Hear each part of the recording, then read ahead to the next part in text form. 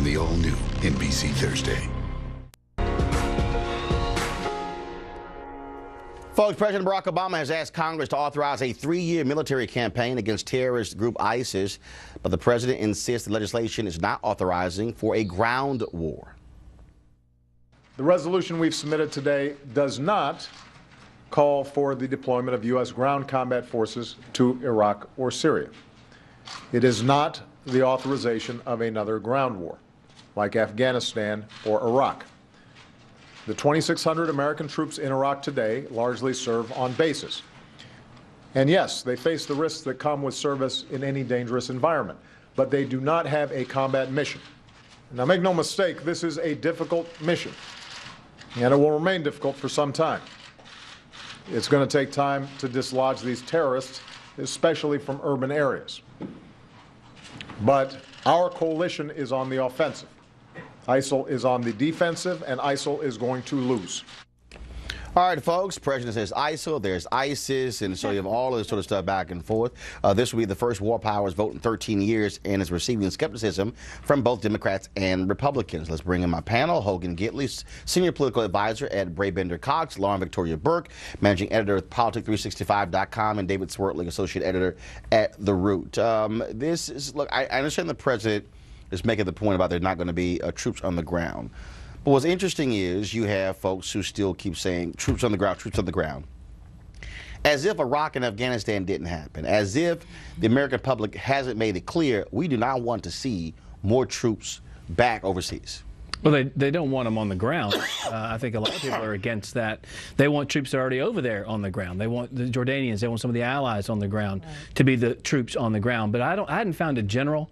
A lot of Democrats and Republicans are both saying the same thing, and this fact that you can't win, defeat, destroy ISIS, as the president put it, without troops on the ground. So I'm not sure the strategy of saying, I want the power to go to war, but I'm going to take a lot of things off the table before I wage a war. It just seems odd to Republicans and Democrats, many of them, and then also to your enemy.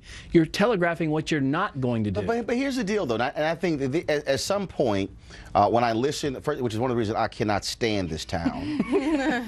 Seriously, I can't stand listening to Democrats and Republicans in this godforsaken town who somehow do not leave this town. And that is, the American people literally have seen thousands of Americans killed in Iraq and Afghanistan. Right. They have seen us spend nearly $1 trillion. And I'm talking about the cost of war, but also the lifetime health care folks are going to receive. And what they're saying is, wait a minute, we have a fundamental problem when it comes to our economy in the United States, and I am not going to sit here and back us sending more troops. And at some point, look, the president should go ahead and just say it, because that's what's really at play here. You got to just go ahead and say it. Well, Roland, the president is sort of saying that with this authorization request. No, but you said he's sort of saying it. What I'm saying is you have to say it. Because John McCain can go hit, like he probably will on Sunday, every single Sunday morning show. Right. And the people at home going, look, man, I ain't trying to hear that. I'm tired of seeing our troops impacted by going to war. What President Obama recognizes, as you're suggesting, Roland, is that what the United States has is a capability to do airstrikes, to do intelligence, to have aircraft carriers in the Mediterranean, to provide support to Jordanians and Qataris and Kurds and the Turkish military.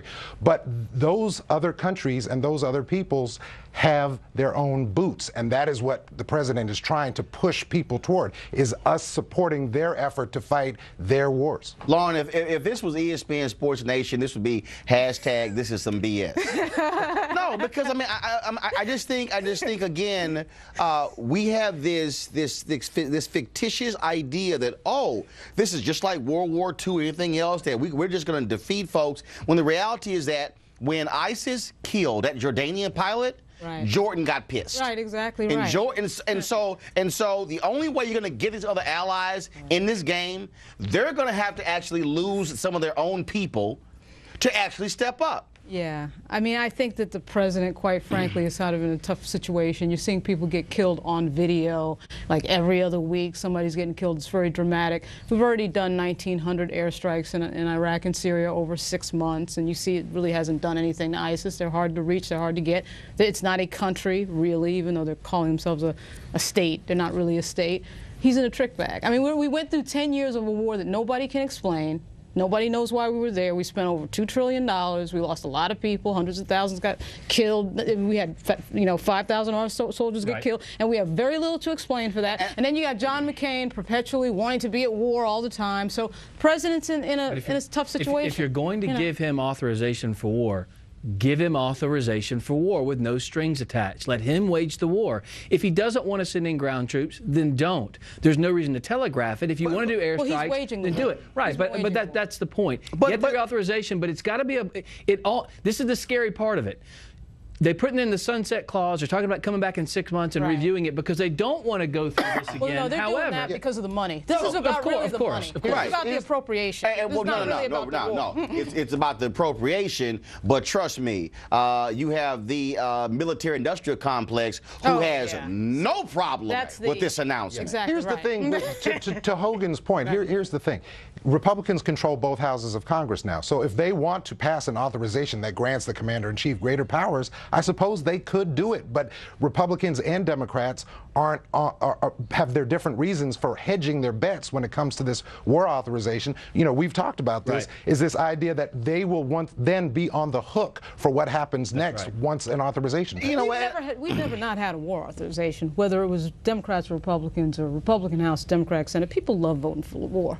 Quite frankly, they love voting for war. You may get Barbara Lee coming out and being the only person, voting against, but you're going to see this pass. Whatever gets up there, you're going to see it pass because of the military-industrial complex. That's a big group in town that loves to see stuff happening like this, and it'll pass. Let me tell you something, and I know people always, conservatives get mad when they say, "Oh, there you go, blaming Bush." But here's the reality: this is a direct result of waging a war, as Lauren said, that you still can't explain when you did it for the wrong reasons. And Americans are going, you know what? We've been down that path before. Exactly. And I think that's what happened when you lose the trust of people. When they say, I can't trust why you're doing And when this. you hear over and over that there's no money for anything, right? We're always talking about there's no money for schools, there's no money for secondary education, there's no money for this. Yeah, and that. no money for child care, no money for paid sick leave. Oh, but we sure as hell can find billions to drop some bombs. So what you're saying, Roland, I think goes back to what Lauren said a minute ago, is that maybe the president is in a trick bag with regard to Congress,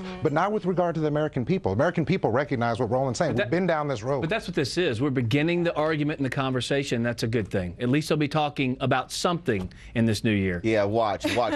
Folks, right now, guarantee you right now, on Sunday, all 4 Sunday morning shows, bank on it, you're going to see Senator John McCain on all 4, like he's the only damn United States senator who can talk about going to war. Right. We're going to be on all 4 of them saying, we should do this. Gotcha. All right, folks. Coming up, the president's call to action for young men of color.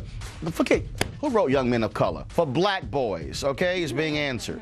Yeah, I know Hispanic too. Also, we'll talk to Van Jones about a new book. 40 black men have gotten together to write this particular book, speaking about leadership. Folks, it is News 1 Now on TV 1.